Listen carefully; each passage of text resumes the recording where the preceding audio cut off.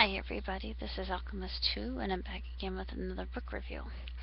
Recently I just finished reading Sheryl Sandberg's Lean In, which looks like this. She's on the cover, and of course there are a lot of plaudits on the back that are praising her take on how women can be assertive in the workplace, and different statistics concerning women in general, just how we're perceived as the more nurturing type and less intellectual as our male peers, which is not really true.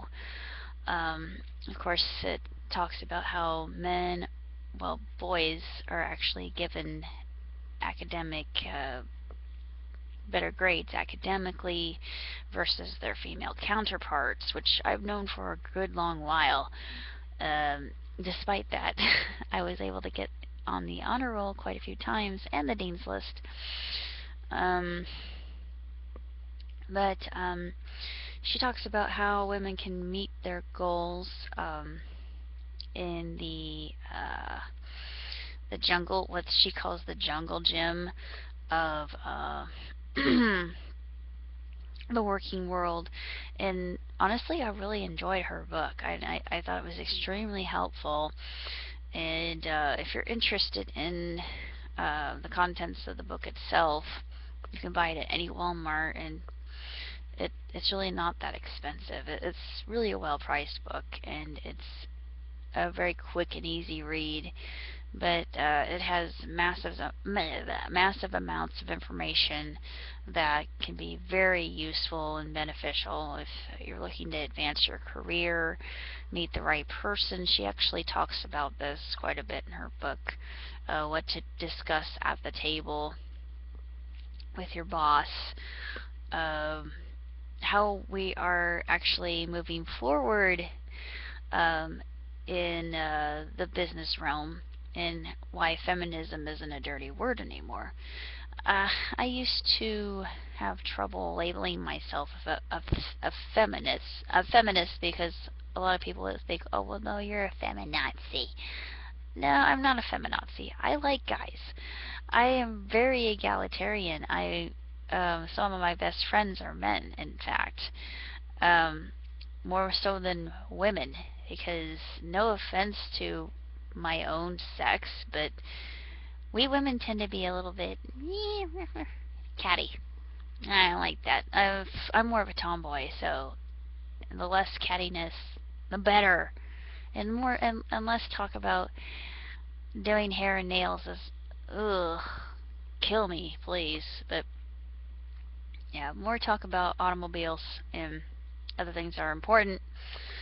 But anyway, I really enjoyed this book, and it's all about gender roles as well, and that's the part I found very fascinating. And if you're into psychology, then definitely pick this book up, because it's just a very intriguing study of psychology, male versus female, and all that. So 100 plus pages, not including references, of course, and acknowledgments. Sheryl Sandberg, she's a really good writer. I didn't know she was a writer, but she's actually the COO of Facebook with Matt Zuckerberg, or is it Mike Zuckerberg? I think it's Mike Zuckerberg. But they actually had a chat with her on 60 Minutes not too long ago, and I thought it was very inspirational.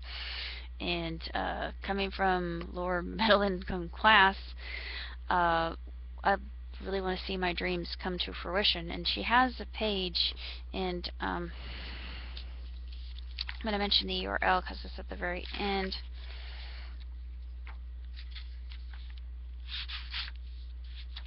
Yeah, it's before the acknowledgments, excuse me, because I really want everybody out there to benefit, not just women. Okay, so at the page it says, let's keep talking. My goal is that this book is not the end of the conversation, but the beginning. I invite you to continue the discussion with me by joining in the Lean In community at www.facebook.com/leanin.org. It was probably leanin.org, but anyway, it's just one hard word. It's just leanin.org. So it's www.facebook.com/leanin.org. Let's keep Let's keep talking about these issues and supporting one another. Women and women of all ages are welcome. I also encourage you to visit www.lena.org for practical education and personal experiences that can help you reach your goals. Here you can explore topics critical to your success, from negotiating effectively to understanding your strengths. You can also create and join lean-in circles, small peer groups, and meet in session for ongoing encouragement and development. So I thought I would mention that, and also my rating of the book is high. Definitely 2 thumbs up. Definitely 5 stars, hands down, across the board. No questions asked, no quibbles, no quabs. I just think that this is probably one of the best books I have read about this issue, other than Self-Made Man, which is a similar book, but this book I think goes about it in the right way. Self-Made Man is more of a controversial book, and it's more of a study of psychology and how we really are different in the way we perceive things. And I think after the sexual revolution we would have come quite far, but we still have that proverbial glass ceiling, and she does talk about that quite a bit. And we just have to be able to be assertive and not be seen as being bossy or bitchy or anything like that. It's a fine line between bossy and bitchy, and just being a pain in the butt, basically. You can be assertive and do it in such a way that you can be charismatic and charming, and use your communication skills basically to make a change for the better, basically. And she also talks about less is more, and I think that was very interesting, because in the world of business, yeah, less is more, especially in advertisement. And I've learned this quite a bit in retail, and at least, yeah, I'm good at advertising. I'm good at selling people things. I think it's just because I have a winning personality, but I can always suggest an accessory for people. I've been really good at talking about accessories. Other than that, I can't really say that much about the book, other than it will be going to half price tomorrow. That's all I have to report for now. Fairly soon I am going to put up variety show on fictionpress.com, and the mock poster will be up on Facebook, so everybody can have a chance to look at that. My 2 main characters are on it, and I'm really proud of it. I'm still writing Defenders of Lyoko with Bright Star, so it's a massive multi-crossover, and I'm still working on Le Chevalier Technologique, which is probably one of the better things I've written since the Lux Saga.